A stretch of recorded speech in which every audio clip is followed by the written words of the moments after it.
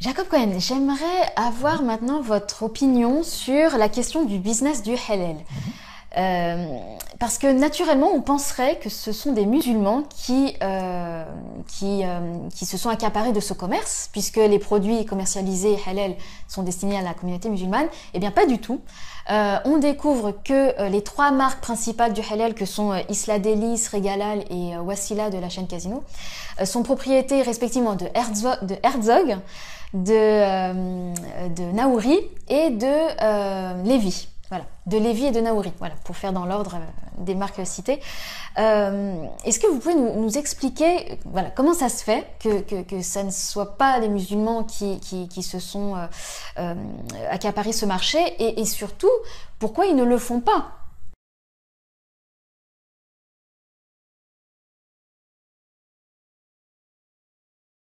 Pourquoi les musulmans ne s'accaparent pas ce business, enfin ce commerce qui représente plusieurs milliards d'euros en France?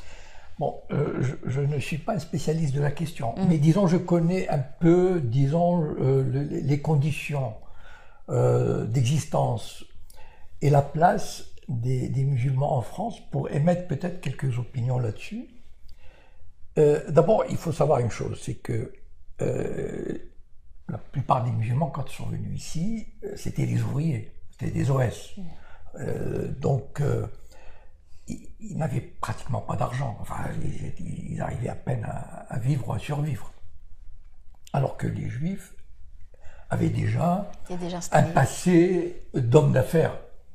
C'est pas que tous les Juifs soient des capitalistes, mais il y en avait quand même déjà quelques-uns. Enfin, on ne citait que Rothschild, mais d'autres, enfin, je veux dire, qui avaient du business. Enfin, voilà. Donc, et puis, les Juifs étaient là depuis des siècles. Donc, il y avait déjà des banquiers, des industriels. Et les musulmans ont commencé, vous savez, c'est une question de génération aussi. C'est ce que Marx appelle l'accumulation du capital. C'est-à-dire, en fait, au début, les hommes d'affaires commencent à accumuler du capital, c'est-à-dire à grossir petit à petit, etc., jusqu'à former une grosse entreprise. Mais ça prend des générations, ça ne vient pas comme ça ne vient pas d'un coup. Et donc, il aurait fallu qu'émergeât une classe d'affaires, comment dire, assez importante pour conquérir ce marché. Bon, je ne crois pas qu'il n'y a pas suffisamment des musulmans en France capables, disons, d'avoir des marchés de l'ordre de milliards. Bon, je ne crois pas. Les musulmans commencent à peine à prendre quelques marques, enfin quelques places dans l'organisation capitalistique française. Et donc, vous savez, l'affaire du halal, c'est pas une question de... Après tout, les Juifs, enfin, un capitaliste se dit, il y a un marché à prendre, je le prends. C'est pas une question d'affinité religieuse, ni d'éthique, évidemment. Et donc, il se trouve que les musulmans, peut-être on va attendre une autre génération pour qu'émergent, disons, des gens capables d'amasser du capital suffisamment pour s'introduire sur le marché, concurrencer, etc. Et peut-être aussi que, mais ça on le verra peut-être quand on envisagera la nature de la communauté musulmane en France, c'est que les musulmans n'ont pas, comment dire, ils ne savent pas s'organiser, s'unir. Bon, la communauté musulmane, d'abord, est divisée. Il y a les Marocains, les Algériens, etc. Même chez les Marocains, il y a les gens, il y a les Fassis, il y a les Berbères. Enfin, bon. Et donc, il y a de la concurrence. Bon, ils savent pas, ils s'organisent pas en tout cas, ils sont pas organisés, ils sont pas solidaires. Pour vous donner une idée, par exemple, les Juifs, ils ont l'Union des patrons juifs de France. Bon. J'attends l'Union des patrons musulmans de France. Et donc, l'Union des patrons juifs de France, bon, ça permet, par exemple, enfin, Publicis, la plus grande société de publicité en France, quasiment la moitié du marché publicitaire, c'est dirigé par des juifs sionistes. Ça appartient à des juifs sionistes. Donc, ça compte, ça. Tu sais, il y a quand même un sentiment communautaire. Et donc, les musulmans n'ont pas encore cette force pour occuper le terrain.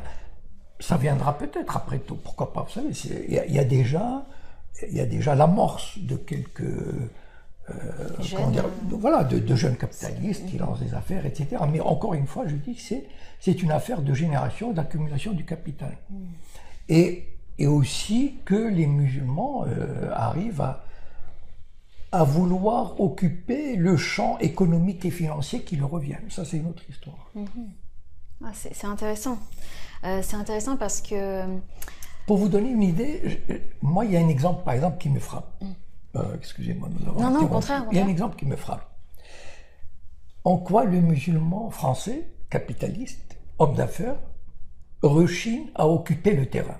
Je vais vous donner un exemple. Le journal Libération, il a été racheté par un Israélien, un juif sioniste israélien, qui a renoncé à la nationalité française, d'origine marocaine d'ailleurs. Bien. Patrick Drahi. Oui, d'accord. Il a racheté Libération avec 18 millions. Bien. Et il a mis Laurent Geoffrin, qui est le larbin du lobby, à sa tête. Est-ce que vous imaginez? Bon, moi j'ai en tête, par exemple, un homme d'affaires qui possède l'équipe de rugby de Toulon, qui s'appelle Boudjelal, je crois. Enfin bon, je n'ai rien contre lui ni pour lui. Mais je me dis, voilà, je prends un Maghrébin qui a 20 millions à son compte en banque. Est-ce qu'il serait capable de racheter Libération et de mettre Tariq Ramadan à la tête? Impossible. Et c'est ça aussi, ça veut dire qu'il y a un obstacle psychologique à ce qu'un musulman qui a les moyens, qui aurait les moyens, et qui se dit, eh ben, je vais racheter une entreprise et mettre celui que je veux à sa tête. L'obstacle est psychologique. Voilà. Ah oui, psychologique, parce qu'il sait très bien, il le sait d'ailleurs, enfin, ce X, il sait qu'on va lui tomber dessus. Et donc, il préfère, c'est-à-dire qu'en fait, le musulman a déjà intégré en France, il a déjà intégré le fait qu'il vaut mieux ne pas aller trop loin. Voilà. C'est pas la peine, il sait quel est le rapport de force, il le sait instinctivement, etc. Et que c'est pas la peine de, je sais pas, je vais utiliser une expression, de tirer les moustaches du tigre. Voilà. Le tigre, c'est le CRIF, enfin bon, le lobby. Et donc, il vaut mieux ne pas le heurter, voilà. On est dans cette situation-là en France. Ça changera, je ne sais pas, mais en tout cas, et c'est pour ça que aussi ce marché du halal échappe encore aux musulmans. Enfin, d'après ce que je sais, il n'y a même pas de règle unitaire en ce qui concerne le halal, c'est-à-dire de définition, de critères, d'autorité par exemple, qui peut décider. Est-ce qu'il y a une autorité? C'est-à-dire que c'est quand même cadré, il y a un cadre religieux et éthique sur la manière de... Non, ce que je veux dire, est-ce qu'il y a une institution? Est-ce qu'il y a une institution, par exemple, un conseil d'administration, formé de, je sais pas moi, de 10 imams, de 20 imams, comme il existe pour le kasher, par exemple, et qui donne le tampon. Voilà. Par exemple, est-ce qu'on arrive à s'entendre entre les musulmans turcs, maghrébins, sénégalais, etc. Ça aussi, ça pose un problème. Parce que le fait d'avoir une autorité unique, déjà, ça permet de négocier mieux les ça contrats. Rejoint ce problème d'organisation voilà. que vous soulevez. D'organisation, évidemment. Voilà, évidemment. C'est aussi là que le bas blesse.